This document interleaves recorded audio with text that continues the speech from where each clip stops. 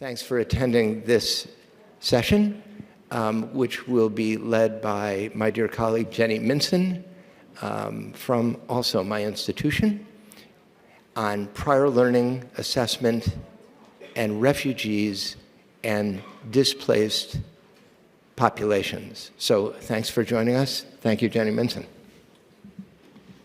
Hello. Is it okay if I step down? I feel very kind of separated from everyone, so I'm gonna, which is very odd. So, hi, I'm Jenny Mincin, and I'm an associate professor at SUNY Empire University. We used to be college, now we are university.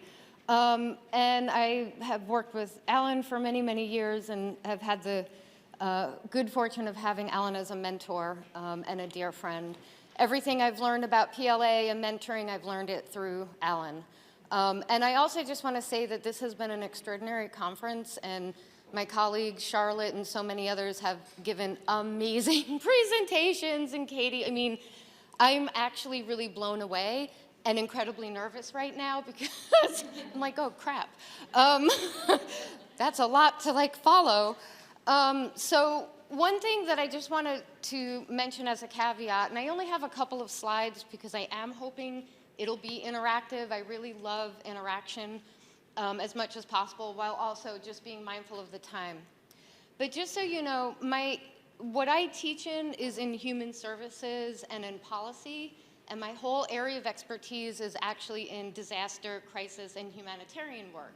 So I spent 25 years in the field, worked at International Rescue Committee, worked on domestic disasters, Katrina, 9/11, you name it, and focused on refugees, immigrants, gender-based violence, and vulnerable populations. So that's how I came into academia and worked on my degrees and my PhD along the way, and then transitioned into full-time teaching. So for me, when I came to Empire about 8 or 9 years ago, it was an opportunity for myself to think about working with students and kind of how they learn as a quote-unquote adult learners, or what I like to think of as students who have a lot of different types of experience and different levels of maturity and the ability to integrate their experiences into the classroom. Because I don't know it's necessarily about an age. I think it's much more about experience. So over the years, I've been able to develop a lot of refugee, INGO curriculum, crisis intervention program, etc. But the one thing has always kind of irked me and my colleagues at Empire. While we do PLA and mentoring really well, we do it as a whole university. So like my colleagues in Minnesota, their program is extraordinary. They're very specifically, focused and have a specific area working with agencies that resettle refugees, right? So that's a specific program. We don't have that at Empire. We serve all the students that come in our door and offer this to them. So I might be sort of bouncing a little bit back and forth between my practice-based area and academic area and how we work and engage with students, particularly refugees, migrants, immigrants. There's so many different terms we use. And how having a particular focus or a way in which we engage with them can help them to think about how they pull out their own experiences and formalize it into a learning process.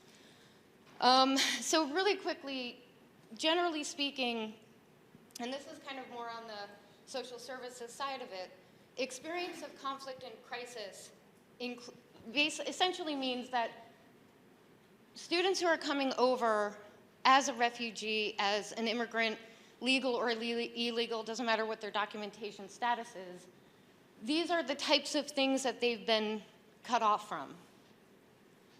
Why is that important? Because as universities, we can be the glue for that.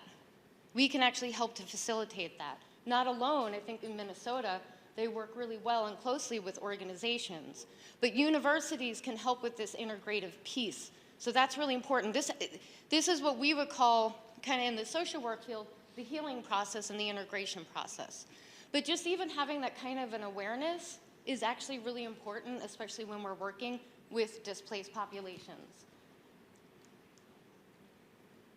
This is, in general, kind of the standard international model of how we work with refugees. So again, this is much more on the macro sort of humanitarian human services side, and many of you are probably familiar with this model. Employment and education, though, is a key part of this overall model. And that's where absolutely we all fit in. And employment and education are critical to integration. And integration is really important, not just for the displaced population or individual, but for the communities that are hosting them. And so I do want to sort of, I think at times we can get caught in siloed thinking or dualistic thinking. And I think a big challenge is for us to really be integrated thinking, right? That's the one thing I do think Empire, it's kind of cool because we all offer the same thing to all students. We just try to work with them on an individual level so that we're working with them to pull certain things out of them, if that makes any sense. How am I doing? Perfect, okay. Any questions? Am I going too fast? Okay. So again, just very quickly, the reason why I put this up here, I won't spend too much time on it, every single one of these pieces are all linked together. Even when we think about it for ourselves, it's really hard to become self-sufficient, to get employment, even to know how to navigate your new host country or the country in which you will be permanently staying in now, right, your new home. You can't navigate any of that without education, without understanding what the system is. And that comes in a lot of different forms. And then it's also necessary for mental health, which I think is an important piece that sometimes we forget. That's based in years and decades of evidence. Education and employment are very directly linked to well-being and mental health. When people are unemployed for periods of time, their mental health will degrade and also have a health effect, right? So everything is actually kind of linked together within this model. So how do we validate this? And I know there's been some really wonderful and completely important conversations around, you know, you have a Ukrainian refugee who's a doctor and they come here. How do we help them get licensed and move along? That's a service to the community here in Ireland or wherever they're relocated, as much as it's a service for the person to help to come in for self-sufficiency and all those other good things. But what about a refugee who doesn't have that dental training or isn't a licensed, you know, PhD psychologist? How do we capture their experience? How do we validate what they've been through, right?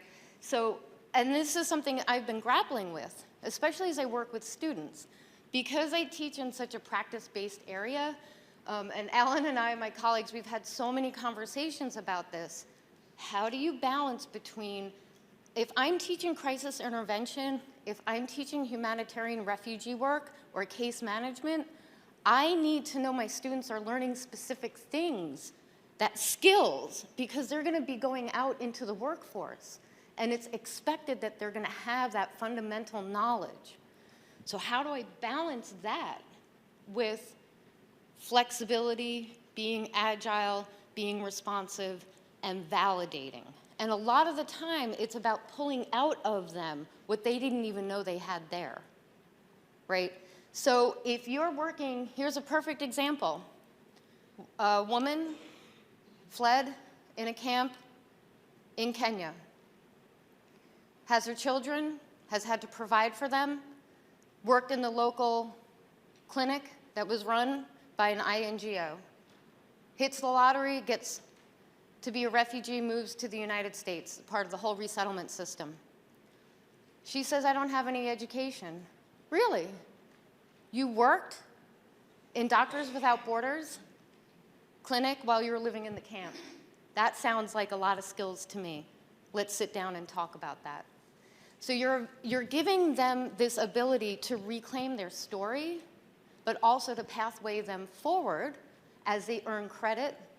And in our university, it's a little bit easier in the sense that we have a whole evaluation system, we have a whole PLA system, we work with the students one-on-one, and so we can help them to frame out these types of things. And a lot of the time it can be a personally empowering thing and can really help them get to their degree a lot quicker as well.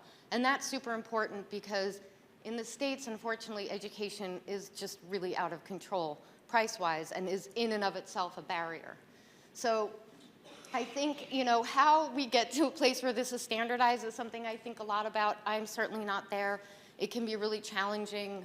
It's also important, you know, in this field, you have to have specific evaluators evaluating specific things because it's, for example, if I'm evaluating a PLA on crisis intervention, I know what I'm going to be looking for in that essay so that I can make sure I know that student has, you know, command or can demonstrate specific knowledge around actual crisis interventions. So you know, it's one of these things I think that's kind of hard and tricky, but I feel like we're missing the story of migrants, the stories of displaced people, and not kind of pulling out the fullness of their experience and helping them to actually translate that into formalized educational learning for credit that then helps them get to their goals of their education, their goals of getting a job, right?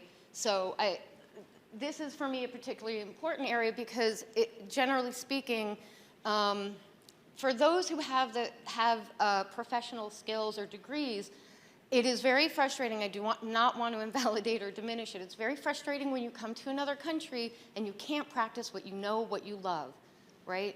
That's a big problem. But what about folks who don't have that formalized education, right? What if your family culture and dynamics did not educate women and girls? But now you're in the US, expectations are very different. Or now you're in a European country, expectations around that are very different. How do we help them then to transition into that, right? Understanding what their journey has been this far and where they need to get going. And this is where I think in particular a PLA process is really, can play a very pivotal role. So within the world of refugee resettlement, self-sufficiency is like the big term that gets used. And even within social services more broadly, we want people to have a sense of self-agency, self-sufficiency. And in my mind, that is a direct link to democracy in action, right? Education, the process of going through a learning, unpacking your knowledge, unpacking your experience, and repackaging it in a way that makes sense, not just as a personal journey, but as a professional journey that translates into actual skills that you're offering to the world, right? I think that that is hard, it's messy, and it's democracy. It's the most important thing. That's what self-agency really is about. And to me, those links make a lot of sense. I don't know if it makes sense to everybody, but it makes a lot of sense. That democratic process where you're engaged in it, right? You have to be engaged with yourself and your own learning and your own growth, and then you can be engaged in your community. And we want that for all of our citizens, especially right now. Democracy is backsliding, we all know this. We're living in a pretty dangerous time. Things can go many different ways. So the more that we're empowering our students and getting them to do their own analysis and their own critical thinking and their own sense of place and what they have to offer, right? How are they contributing to all this in the way that they want to? What's their vision? How do they see themselves, right? Student-centered piece to it, I think is really powerful. But democracy comes with inside of us first and emerges outwardly afterwards. And I think especially for many refugee experiences, that's taken away from them. They're forced out of their country, they're fleeing their country for a reason. They don't have freedom. So this may be an entirely new process, and it can be a really freeing process for them.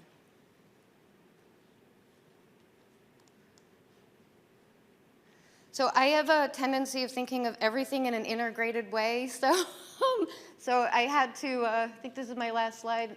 Oh, no, it's not. Okay, better hurry up. I thought that was my last slide. So integration and validation, I think, are important aspects. And I think that how we integrate, so when we validate students, when we work with them, when we help pull things out of them that they didn't even know existed, and they grow and they change and they become empowered, right? They integrate and they spread that out into the community. They spread that out into our universities. That's actually true integration. So I think rather than thinking about things separate, bringing everything together is a really important piece. And this will work for anyone. It doesn't necessarily have to be focused just on refugees and migrants. This can benefit the entire university. So that's that integrated piece that, you know, this benefits me, this benefits you. And that's how it should be. We should be a community that creates cohesion. It doesn't have to be either or. You don't have to have a class that has just refugees in it and then the rest of the students. Actually, refugees don't want that. Time after time after time. You know, and even some of the trainings I've been doing here with a lot of the nonprofits, the refugees are clear. They want their trainings in the community where they live, with all the people in the community coming to it, including the Ukrainians, including the asylees, right? So that's a way of bringing the entire community together where people aren't afraid of each other. That's how we learn about each other. That's how we grow. It's messy. We step on each other. It's okay. It's all good. It'll be fine, I promise. So separateness leads to isolation. They're coming from that. They don't feel like they belong. Think of the Afghan refugee who's in Iran. They're calling him, you know, you're a terrorist, we don't like you, in Iran. Oh, you're a girl, you're an Afghan girl? Forget it. You cannot access our education system unless your parents have a lot of money. They're separate from. So in a university, we have an opportunity to say, no, no, no, no, you belong with us. We all belong here, even if it is messy and we piss each other off. That's democracy, right? I'm not going to go through this because I think everybody's been talking about this. We don't have enough support in this area. As someone who comes from the kind of practice side to it, I myself get very frustrated that we don't support this kind of learning process enough across the board. I think I'm really lucky to be at Empire, to be honest, because we have these systems in place and have had them for a really long time. But even with that said, talk to any faculty, we're all stressed. You know, we're a public higher education system. So it can be really tough. Our workloads are really, really intense. And then that takes our focus away from really working with individual students. So that's the downside to all of this. That's just a three-pronged approach I put together because I have to organize my thoughts. I tend to be disorganized, so I like to create my little approaches and systems. But it is based on the research. I didn't kind of pull it out of nowhere. But, you know, exploration and acknowledgement. This is the approach that I actually do use when I'm working with not just immigrants and refugees, but I also work with a lot of students who are in social services. Or, you know, again, I have one student. She just graduated. I just got her picture. Amazing. And she herself was an immigrant and worked 3 jobs raising her children as a single mother at our college. And, you know, she started taking my crisis intervention and refugee classes, and she's like, Dr. J, I don't have any of this experience. And I'm like, are you kidding me? Of course you do. You're not, you just gotta step over here and look at it this way, right? And it was like, oh. So it's like just pulling it out of the students. And now she wants to continue. She wants to work at an INGO, and she wants to go on and get her master's, and she's gonna do it. I have no doubt. And it's been a struggle. It took her 7 years. She had to pay the bills along the way, and that's okay. You know, we work with her. And she's brilliant, absolutely brilliant. So it's this process. And the last one is the reward, that ownership, the smile on her face, she owned it. That picture of her, she owned it. She was damn proud of herself. Her 14-year-old daughter saw her graduate. How amazing is that? And she's gonna now go into the humanitarian field and is gonna do phenomenal because she knows her stuff. and she knows her own experience as it relates to the work.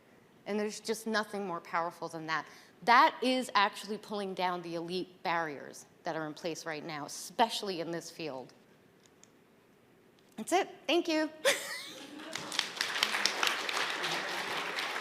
Oh, I have time for questions. Woo! Absolutely have time for questions, so if anybody wants to ask any questions, please.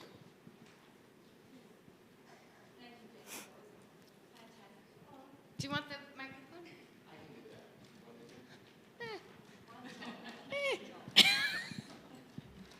Thanks, Jenny.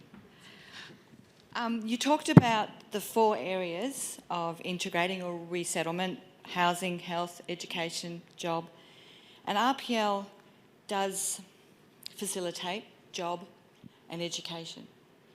So where is our responsibility with RPL, accountability or consideration, for the other 2 areas of integration, housing and health? Excellent. And I think I would put Charlotte, I don't think Mary Beth is in here, but so in Minnesota, what they've done is work with their local resettlement agencies. So I would say, from a boundary perspective, as a university, now our university deals with students who are homeless or do not have housing or food security. So we actually, oh, hi, Meg. Sorry, I can speak to this too. So we do have some programs where we link them to specific services, because as a faculty or an administrator, we have to be careful to not step it out of our scope, but connecting them to proper social service agencies who are experts in this area, which is what Minnesota does, that's a key piece to it.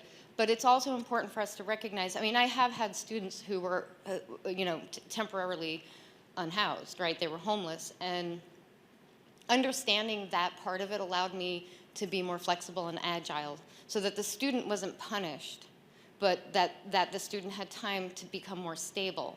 So that's our role in it, is the support, the connection, the understanding, oh, well, if this is happening to you, you're never gonna right, our job is, right now, the crisis is this, and so we need to get that stable, but we're gonna be here for you when you're stable. Your dream is not gonna go away, you're gonna do this.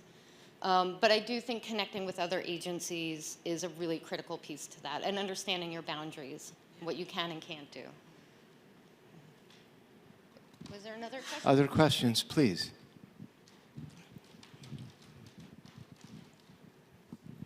Thanks a million for a fantastic talk. And just, you said that you offer the same, in Empire you offer the same thing to all students, but you treat them individually and talk to them individually. How do you do that? For example, can you give me an example? How do you do it? Where do you get the time? What kind of work do you do individually? So I did mention we were overworked, right? It is hard. So the way that our school is structured right now is we will teach courses where you have regular faculty load, maybe it's 3 courses. But then we have room in our workload where we can work with students as either independent study or educational planning, or we can actually do PLA with the students.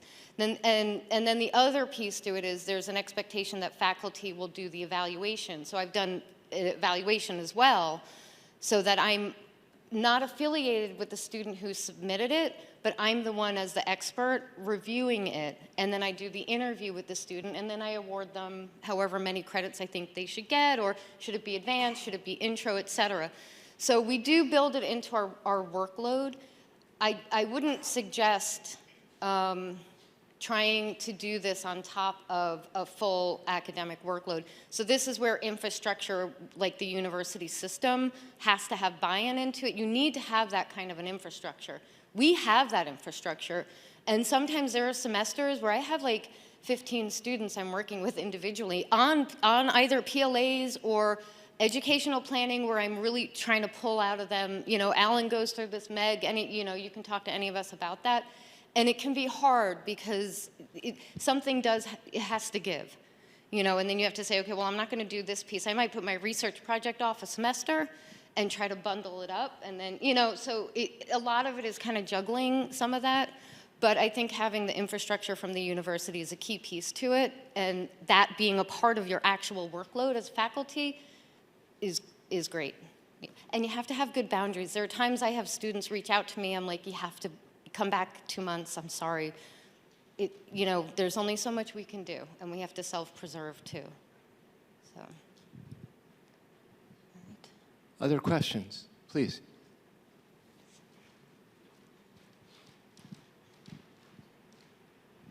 So how do you deal with some of the language challenges? Because like the family showcase, they probably speak another language, and the cultural diversity integration issues, which is such a key component of, you know, them having a sense of belonging and getting integrated into the community. Is it a both and? Yeah, so we actually have a lot of learning support at our university, which is really fantastic. So as an instructor, I have a very specific approach working with students. If I have a student I see is struggling with their written language, I will actually work with them before I grade a paper. Not everybody does that. It is extra work, but I want to see that student succeed. And most of the time when I say to them, you need to revise this paper, work with our writing specialist, work with me, this is what needs to be done, they are chomping at the bit. I think I've had 2 students in all the 8 or 9 years that said, no, just give me my D. I mean, you know, 98% of the students are like, they're hungry for this. They never had somebody sit down with them and say, this is how you formulate your argument. This is a great idea, but that's not an academic argument. This is what you need to do. But we do have learning support as well, so we're very fortunate that we have people that will support that. I think in terms of, you were asking about the integration piece. Yeah, you know, the cultural diversity, because a lot of people, you know, the sense of belonging, I mean, they've been displaced, and it's very hard. So, and there's mental challenges and issues, you know, displacements, yeah. absolutely. So I can't speak for other faculty. I know how I've approached it in my classrooms, and I have, especially in teaching human services or refugee classes, you do tend to get a very diverse. Like I will get first responders, my disaster mental health class is a great example of that. I get first responders sitting in there, I get, you know, human service workers sitting in there, I get folks who work within resettlement, or who, I've had actually a good number of students who were former refugees as well. And so what I do is I just create a sense of inclusion within the classroom. I sit down, it's my particular way of doing it, and I have set rules and expectations in the classroom so that students can go through more of a transformative journey. I'm not as much interested in grading as I am in how they're engaging and challenging each other and what their process has been. Because this field work is not about, oh, I'm reading my hand manual from the UN. That's a part of it. It's about being on the ground and interacting with so many different people. So I think that's how I do it in the classroom. I don't know if Alan or Meg could answer it I mean, I think as a university, we're a highly diverse university, actually, and we have a lot, I mean, yeah, we are a very, very diverse university. We're known as a social justice university, essentially. So our students are very, very integrated, I think, in that sense. I'm sorry to do this, and I just want to thank Jenny Mincin for a wonderful session, and thank everybody for being here.